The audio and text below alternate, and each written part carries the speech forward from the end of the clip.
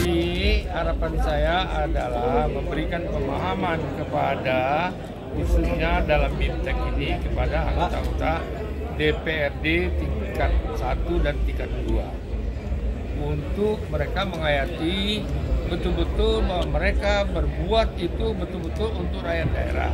Kalau kurang-kurang mereka harus perbaiki sekarang ini untuk bagaimana memberikan pelayanan kepada masyarakat di daerah. Itu yang paling penting dan itu saya tegaskan kepada mereka semua agar mereka melakukan hal itu. Bila mana tidak mereka lakukan, maka konsekuensinya adalah ya bisa PAW, bisa penggantian, bisa tidak dicalonkan lagi. Kenapa? Karena sekarang kita mau mereka harus berbuat sesuatu untuk masyarakat.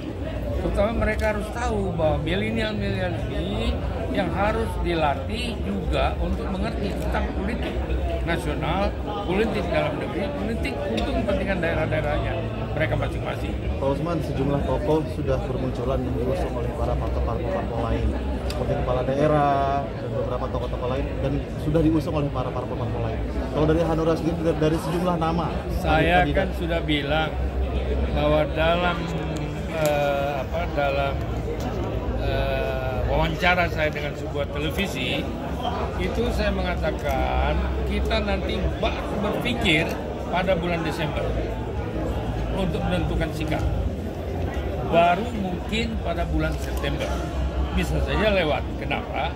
Karena dari bermacam-macam ide perlakuan politik sekarang ini kita agak sedikit bingung tentang kemunculan isu-isu yang sebetulnya tidak perlu seperti ini, ya. Karena terus terang saja bahwa bangsa ini membutuhkan seorang figur pemimpin yang menjamin ya kehidupan anak-anak bangsa, pembangunan secara kontinu, lantas kemudian daerah-daerah betul-betul terpenuhi keinginan-keinginannya.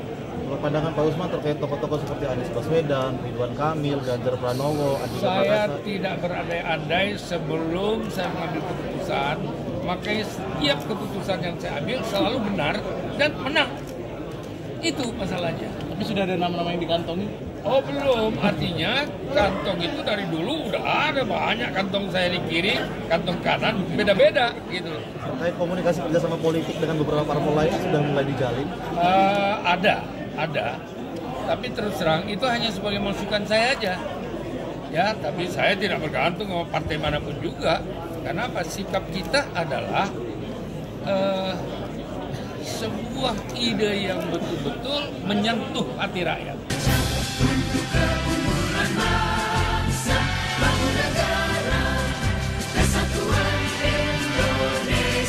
Kan media ya, bagaimana para anggota DPR sebagai petugas partai dikumpulkan dan melalui BIMTEK ini tentu mereka akan mendapatkan tambahan pengetahuan yang terkait dengan tugas fungsi sebagai anggota parlemen ya. Yang kedua, secara ideologi kita juga harus terus menanamkan kepada mereka bahwa mereka bukanlah orang-orang yang secara tiba-tiba terpilih, kemudian tiba-tiba merasa besar karena dirinya.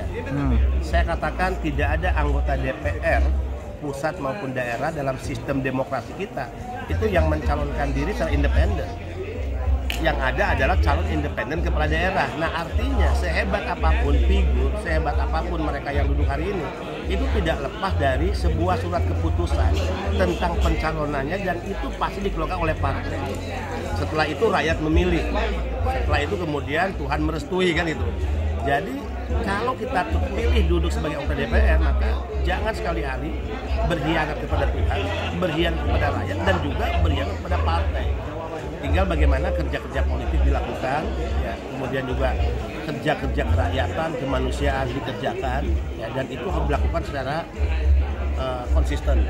Kenapa? Karena pengadilan rakyat itu akan selalu dijatuhkan setiap 5 tahun. Kalau kita bekerja baik, rakyat akan memilih dan mengangkat kita kembali untuk menjadi wakilnya. Jika kita bekerja tidak jujur, tidak disiplin, berkhianat kepada cita-cita rakyat, tidak menjalankan janji-janji politiknya, maka rakyat akan mengadili di TPS setiap 5 tahunan dalam setiap pesta demokrasi. Bang, ini mumpung ada ketuanya nih, DKI Jakarta, kasih semangat dong Bang. Ya, Nih, coba pesan-pesan saya nggak ragu kalau Jakarta pertama 2019 di mana 10 kursi Hanura hilang, itu kan karena ada faktor X, kita dikerjain. Tapi sebagai basis elektoral, 10 kursi yang pernah direbut ya dan dikuasai oleh Partai Hanura di DPRD DKI, saya yakin dengan kepemimpinan Bung Jimmy di mana konsolidasi internal sekarang sudah dilakukan, kemudian juga kerja-kerja politik sedang berjalan, saya nggak yakin nggak ragu, apalagi dengan ketokohan beliau yang selama ini dikenal punya jaringan yang sangat luas, berbagai kalangan, elemen bahkan, dan juga beliau ini kan orang yang memiliki semangat sangat tinggi, semangat juang, dan partai butuh orang-orang yang memiliki semangat juang. Pasti satu, saya malu dan ini menjadi motivasi saya bahwa saya harus mengembalikan kejayaan Partai Hanura di DKI Jakarta. Semangat. Semangat. Iya. Kami Pak.